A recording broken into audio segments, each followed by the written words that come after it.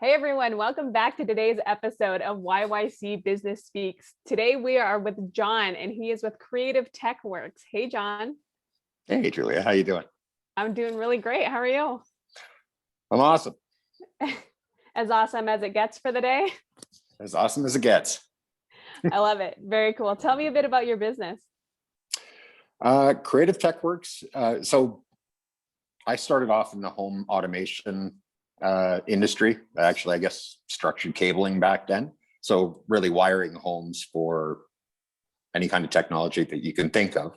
And then gradually over the last 23 or so years, have kind of shifted gears, and now we're doing smart, I guess, business environments. So anything that you can think of that's digital in a retail or showroom environment that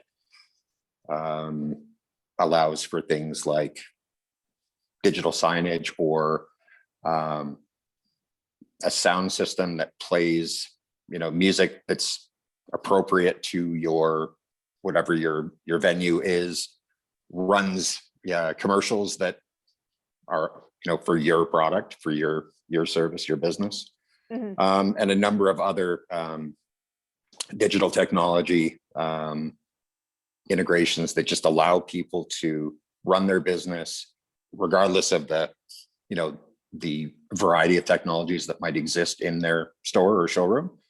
We manage all of that, so there's no confusion when a touch screen doesn't work for a salesperson in a builder's show home, for example.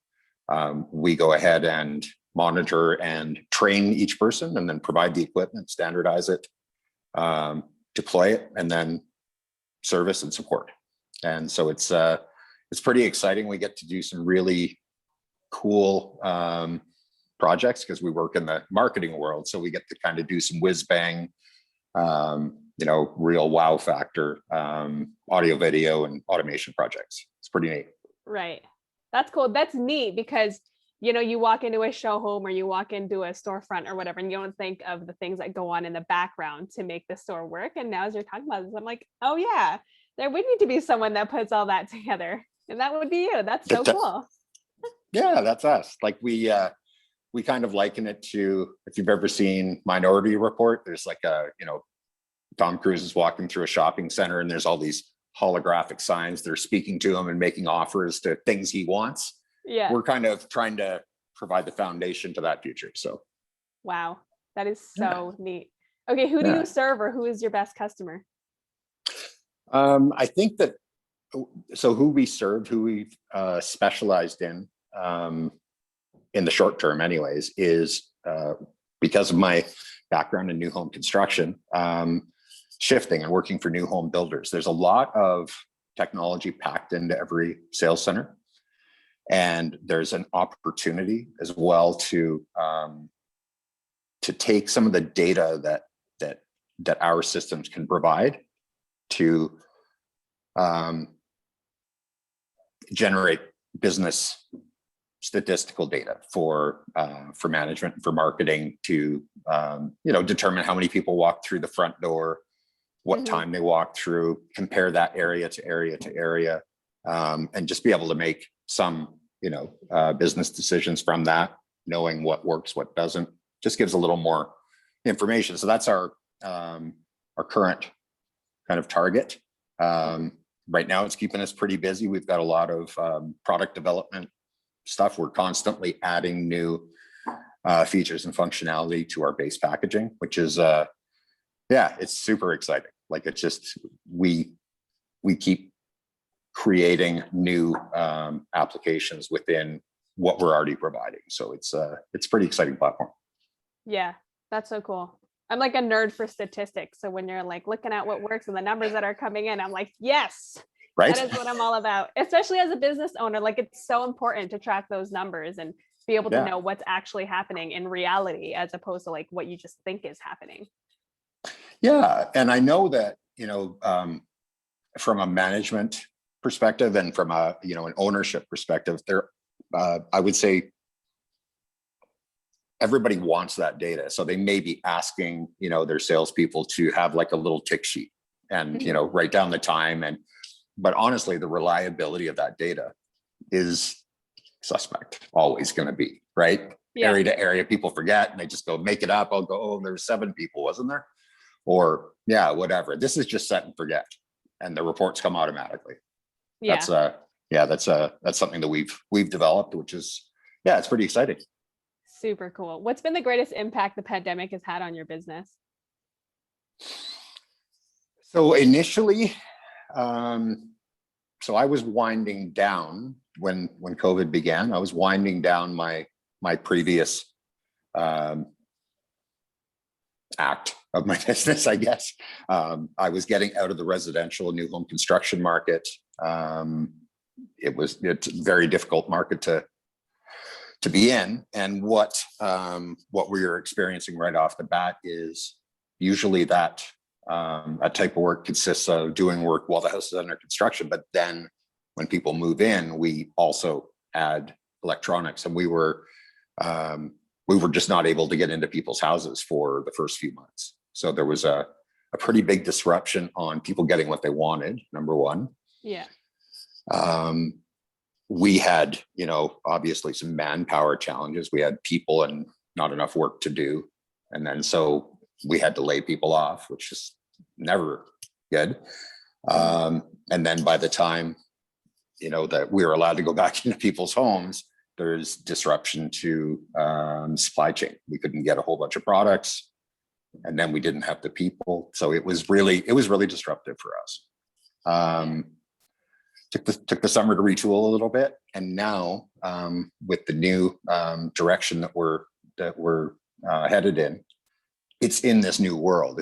It's within the new understanding of this is how this might be for a while. So anything that we can do to digitally enhance an environment or to provide any sort of remote or virtual connection between, a new home purchaser and one of our new home builders, if we can make that process or that interaction more palatable, or a higher quality experience, or whatever it is that we can do, that's what we're here for. Right. Yeah. Cool. Okay. So then what are 1 or 2 actions that you've taken then that have made a difference over the past year? I mean, I know you said that like you did the retooling over the summer, but like, is there something that really made a difference to launch yourself into this retooling once you did come up with the retooling plan? Yeah. So in my experience anyways, a lot of times I'll come up with what I think is, a great idea. Uh-huh. And sometimes it's only a great idea to me. Yeah, right? I get that. And so this time around,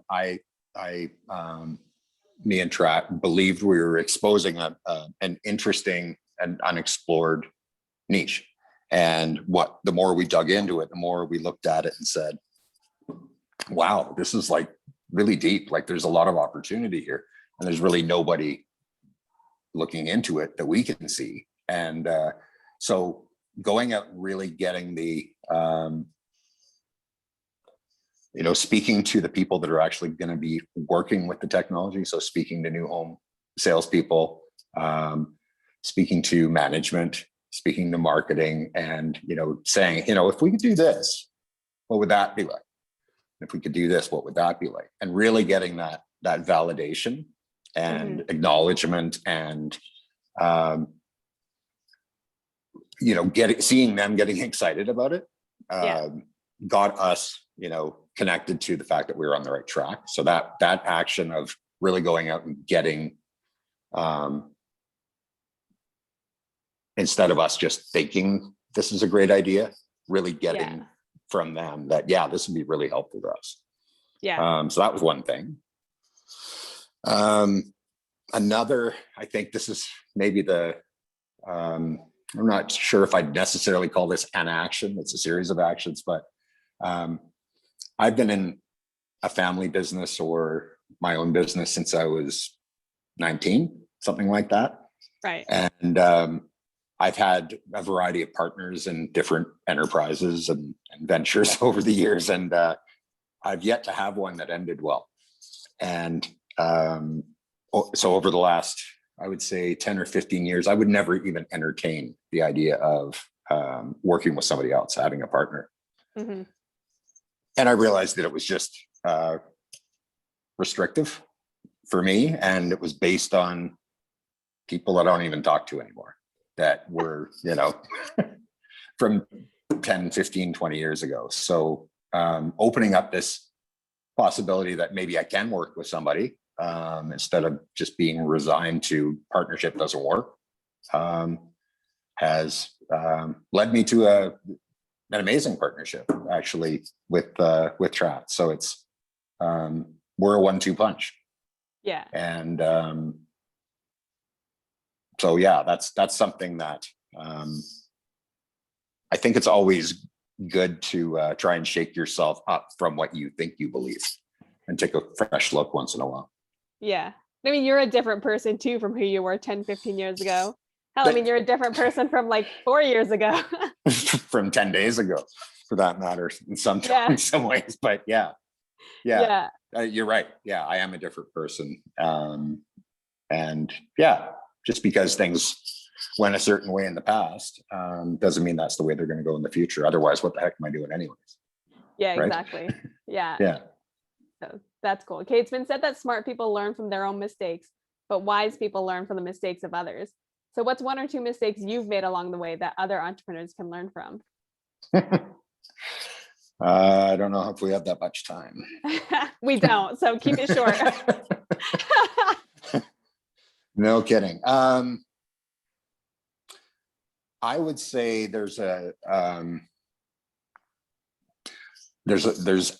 used to be one of these types of entrepreneurs or business people that would say, that I don't get that balance sheet, like I did, whatever. That's for somebody else to figure out. I'm just going to do this. No, you should really know that. It's really, really important. So if you don't know business finance and tax and, hire an accountant, get a crash course, it is important, especially when you're pricing and you think that you're going to get a certain amount at the end. And then you really haven't looked at how, the government likes to take their little dip of everything that you do. So yeah, it's really important to know what your exposure is in that area for sure. In my experience. Yeah, I think that's definitely an important lesson for all business owners if they don't already know like their balance sheets or talk to their accountants and just let their accountant do their thing for sure. Yeah. It's good to know. It's a good thing to know. I think probably it's not so much in the business component, but more in the human department. A mistake I definitely made and more than once was not having any balance in my life. So not able to leave work at work and go home and have a home life and have a fully balanced life. I just had it that I'm good at what I do. I'm just going to do that, and everybody just has to accept the results of that. And if daddy's busy, and people don't care about that. I'm the only one that did. There's no badge that you get for a 100-hour work week. No, there's just but there's ways to get a lot done and still have connections to friends, family, your health, recreation, vacations, all that stuff. So take more time away from work. It gives you the energy when you're at work. Yeah. So how do you structure that now? Do you just like give yourself set hours and you're like, once an hour hits, you're like home and you're with the people in your home, or what does that look like now? Yeah. So what it looks like now is that I have a time that I leave. And before I kind of, so many years, I would see people leaving at 5 o'clock and I'd be like, now I'm the one that leaves at 5. And I don't care who's shaking their head at me either. It's just, yeah, I just have boundaries. And, you know, if something happens and there's, you know, something needs to be done, like emergency, or, you know, sometimes not quite an emergency, then yeah, sometimes I'll prioritize work. Right. And I mean, so that forces you sort of to do the highest priority things in the time that you're there then, doesn't it? Yeah, basically. Yeah, that would be true. Awesome. Okay, where can people find you, John? Well, we have a landing page of a website that's under development at creativetech.works. And that's the best place to find us. So. Okay, so you're not on any other social media or any of that. It's just your website is the only access? Yeah, we have not yet moved forward with any social. We're only a couple months old and still really working with one customer in development. So we're not quite ready for prime time yet. That's the website that just says coming soon and has for a while now, but it is coming soon. Yeah. Okay. Yeah. Okay, good. One last question for you. Tell me what's most inspiring to you today. Most inspiring to me today. Wow. Well, I think just so the last few months I've been in a leadership development program, and it just completed this past weekend. And what I really ended up getting, you know, along the way in my life, in my business, and in this program all swirled together, is just the power of community. And, you know, there is nothing that can't be done in community. And that inspires me. Yeah, that's really cool. I mean, okay, so I know what you're talking about because I've done the work that you've done. But so when you say there's nothing that can't be done in community, can you just expand on that a little bit for our viewers? Sure. Yeah, I guess that's yeah. So I guess what I mean by that is that, you know, when people know what you're up to, and you need, you know, assistance in one area or another, you know, some expert, you know, coding or, you know, web development or